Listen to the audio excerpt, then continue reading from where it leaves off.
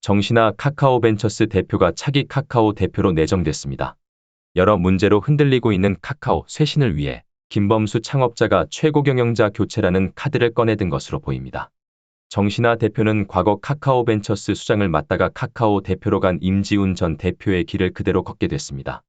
하지만 두 대표는 성과급에서 희비가 엇갈렸습니다. 임 전 대표는 카카오벤처스에서 근무한 성과급을 제대로 받지 못했다고 소송을 벌이고 있는 한편 정신아 대표는 수백억 원의 성과급을 두둑히 챙겼습니다. 카카오는 13일 이사후보 추천위원회를 개최해 정신아 카카오벤처스 대표를 카카오 단독 대표로 내정했습니다. 정신아 내정자는 내년 3월 카카오 이사회와 주주총회 후 대표로 취임하게 됩니다. 연세대학교를 졸업한 정신아 내정자는 보스턴 컨설팅 그룹과 이베이 아시아 태평양 지역 본부, 네이버 등에서 근무한 경험이 있습니다. 2014년부터 카카오벤처스에 합류했고 2018년 대표로 올랐습니다. 카카오와 성과급 소송을 벌이고 있는 임지훈 전 대표와도 카카오벤처스에서 함께 근무한 경험이 있습니다. 카이스트를 졸업한 후 NHN, 보스턴 컨설팅 그룹, 소프트뱅크 벤처스 등을 거친 임 전 대표는 2012년 카카오벤처스가 만들어질 당시 초대 대표로 합류했습니다.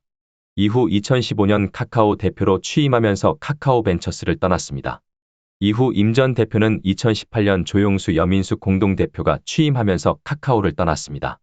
그렇게 카카오와 인연이 끝나는 듯 했지만 지난해 3월 임 전 대표가 카카오와 카카오벤처스 등을 상대로 성과급 지급 관련 소송을 제기하면서 악연이 시작됐습니다. 임 전 대표는 2021년 말 카카오벤처스가 KQV1호벤처 투자조합펀드를 청산했는데 약속된 성과급을 지급받지 못했다고 소송을 냈습니다. 해당 펀드는 2012년 6월 115억 5천만 원 규모로 결성됐습니다. 카카오와 바른손 등 민간기업 출자자로만 구성된 펀드로 다양한 포트폴리오를 담았지만 무엇보다 두나무로 큰 수익을 냈습니다. 2021년 두나무 기업 가치가 카카오벤처스가 투자할 당시보다 100배 이상 커진 덕분이었습니다. 임 전 대표는 두나무 발굴과 투자를 주도한 것으로 알려졌습니다. 일반적으로 펀드가 청산하기 전 핵심 운용 인력이 회사를 떠나면 성과급을 수령할 수 없지만 카카오벤처스와 임 전 대표는 따로 계약을 맺었습니다. 성과 보수의 70%를 임지훈 전 대표에게 부여한다는 기존 계약에서 그 비율을 44%로 낮추는 대신 임 전 대표가 카카오벤처스를 떠나도 성과급을 부여한다는 내용이었습니다. 하지만 카카오벤처스는 계약 내용 변경이 주주총회와 이사회 등의 절차가 없이 진행된 것이라 성과급을 지급할 수 없다는 입장을 꺼냈습니다. 이에 임 전 대표는 성과급을 지급하라는 소송을 냈고 지난 11월 결과가 나온 1심에서 패소했습니다.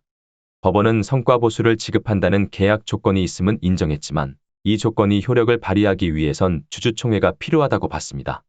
임 전 대표는 항소심을 진행 중입니다. 임 전 대표는 자신의 페이스북에 성과급 계약을 체결하는데 주주총회는 필요하지 않다는 것이 기본 입장이라며 만약 필요하다고 하더라도 카카오벤처스는 카카오가 100% 지분을 보유한 1인 주주회사라는 점에 주목해야 한다고 밝혔습니다.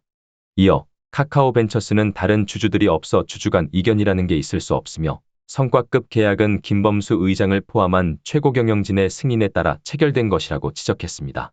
임 전 대표와 똑같이 카카오벤처스 수장에서 카카오 대표로 적을 옮기게 된 정신아 대표는 임 전 대표와 달리 두둑한 성과급을 이미 수령했습니다. 정신아 대표는 KQV1호벤처 투자조합펀드 성과급의 19%를 받는 계약을 체결했습니다. 임 전 대표는 자신의 페이스북에 소송 과정에서 같은 계약을 맺은 정신아 대표와 김기준 부사장은 각자 260억 원에 달하는 성과급을 받았다는 사실을 확인했다고 언급했습니다.